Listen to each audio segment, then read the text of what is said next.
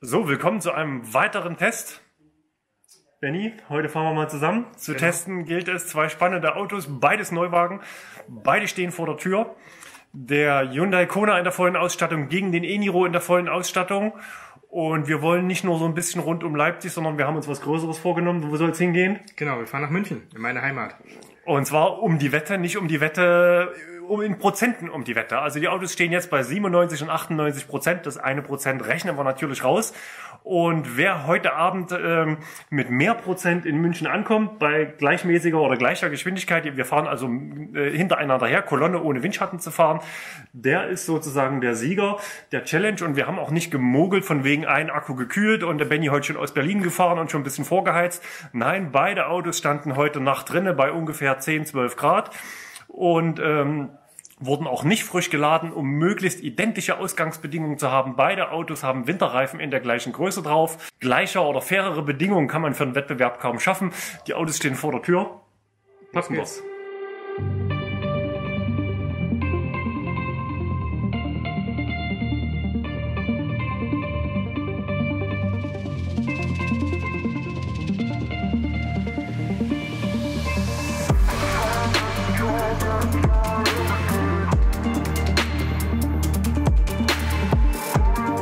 So, wir sind jetzt schon eine Weile unterwegs, halbe Stunde ungefähr, ist noch nicht ganz dunkel draußen.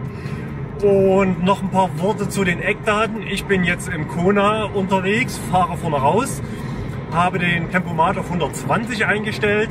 Wir haben uns verständigt auf Heizung 19 Grad. Wir fahren nicht im Eco-Modus, sondern im Normalmodus. Und wir fahren Driver Only und Sitz- und Lenkradheizung, die kleinen Positionen entsprechend bedarfsorientiert. Interessant ist, dass der e-Niro, das hatten wir auch schon festgestellt, eine höhere Tachoabweichung hat. Das heißt, Benny fährt gerade den e-Niro und hat Tachowerte von 122, 123 km/h, während der Kona mir hier 120 km/h anzeigt. Hier geht's ja ganz schön hoch. Sag mir mal deinen Durchschnittsverbrauch aktuell. Aktuell 23,8. Bei mir 24,5. Spannend.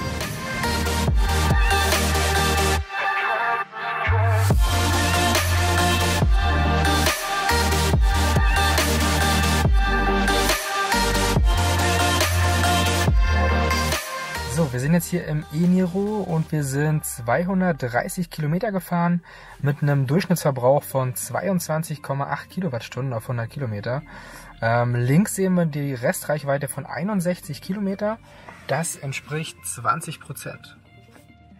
So, hier noch die Werte aus dem Kona. 228 Kilometer, 23,4 Durchschnitt, 23 Kilometer noch im Akku.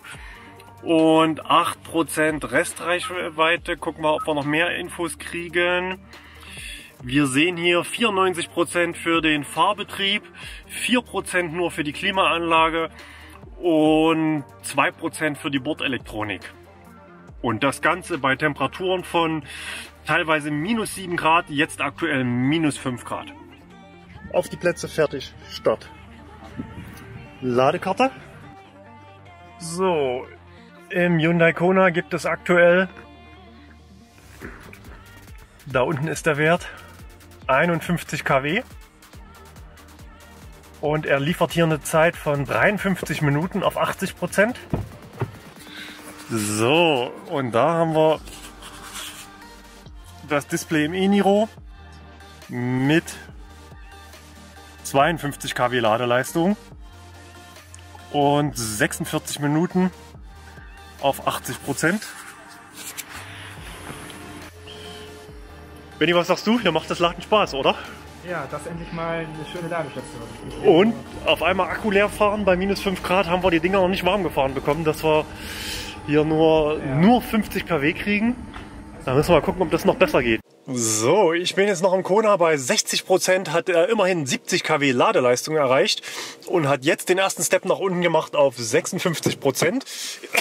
Das Auto ist bei 61%. Schauen wir mal, wie es beim e-Niro aussieht. Der ist bei 64%.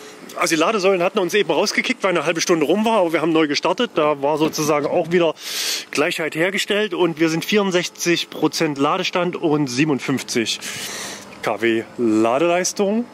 So, wir haben jetzt 75% im e-Niro. Bei 73% ist er runtergegangen auf 36 kW. Das ist wohl typisch so. Das gehört so. Ich würde mal sagen, Autotausch und so bei 80% fahren wir weiter. Wobei der ja schneller als 80% sein sollte. Gucken wir mal, wie es auf 80 sein sollte. Gucken wir mal, wie es drüben aussieht. So, Sprung in den Kona. Auto steht bei 73% und 36 kW Ladeleistung. Sieht fast so aus, als wären sie wieder ein bisschen zusammengerutscht am Lader. Wir fahren zum Rasthof der Zukunft nach Fürholzen und werden dort nochmal einen Ladestopp machen. Wir machen jetzt den Wintermodus mal noch rein und gucken mal, ob wir dort von Anfang an vielleicht noch ein paar kW mehr Ladeleistung bekommen. Der Kona hat hier an der Ladesäule aufgeschlossen. Wir tauschen jetzt die Position. Ich glaube, es ist verdammt, ich hätte jetzt fast gesagt arschkalt, verdammt kalt draußen, 167 Kilometer zu fahren. Ich glaube, wir machen die Heizung noch 1 Grad hoch, obwohl die 19 Grad eigentlich vorhin nicht kalt waren. Aber jetzt sind wir ein bisschen durchgefroren vom draußen rumstehen und zwischen den Autos hin und her hopsen. Dann machen wir noch 1 Grad mehr. Ich bin jetzt im e-Niro vorneweg und habe mir den Tempomaten auf 123 km/h eingestellt. Das sind hinten im Kona, wir haben Funkgeräte dabei, das ist sehr praktisch, 120 km/h. Wir haben uns 1 Grad mehr Heizung gegönnt, sind jetzt auf 20 Grad Heizung und weiter geht's Richtung München. Nächster Stopp noch 109 Kilometer, knappe Stunde. Ach, iPace haben wir eben gesehen. Nette Story am Rande. Am Rande trifft es ziemlich gut. Der war hier rechts zwischen den LKWs irgendwo. Wir haben nett gegrüßt. Er hat es vermutlich zu sehr krachen lassen und musste dann ein bisschen sparen, um mit seinen 90 Kilowattstunden zum nächsten Lader zu kommen.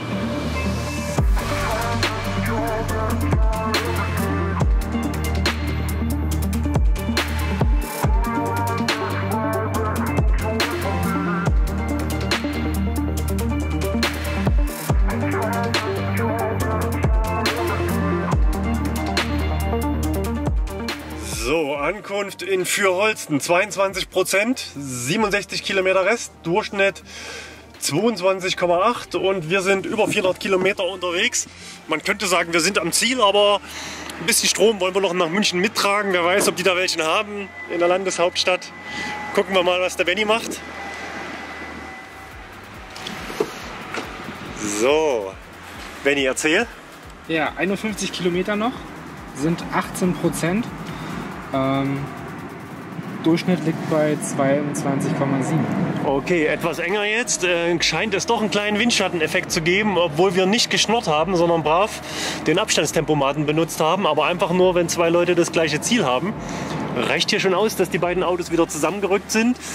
Und ich würde mal sagen, legen wir mal die Ziellinie auf 30 Minuten aufladen.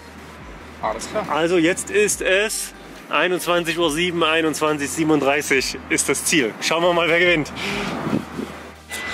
Wir haben hier vergebens die 100 kW Ladesäulen gesucht. Wir haben hier nur 50 kW gefunden. Solche Platzhalter oder irgendwas. Also wir haben keine 100 kW Station gefunden.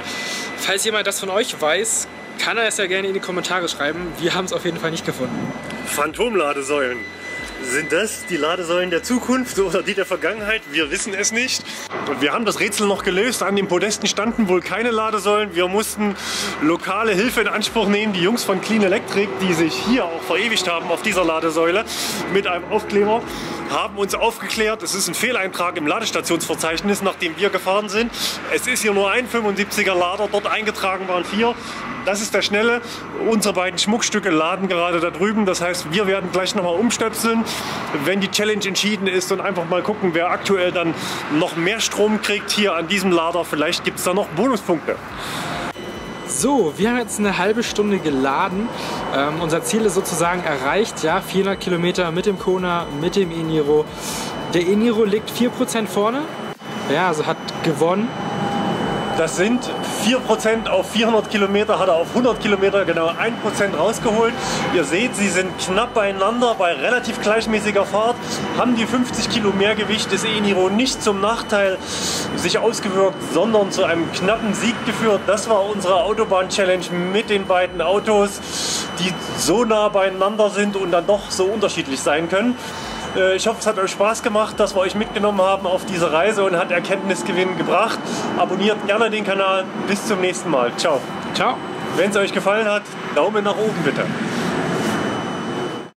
So, 20 Minuten sind vorbei und der iPace ist jetzt auch angekommen. Läuft. Wie heißt das hier nochmal? Für Holsten, Rasthof der Zukunft. Und dann machen wir mal ein Outro, ne? Ja, okay. Dann du nochmal, das war am Ziel angekommen, also kannst du mal Stopp drücken, ja. Du kannst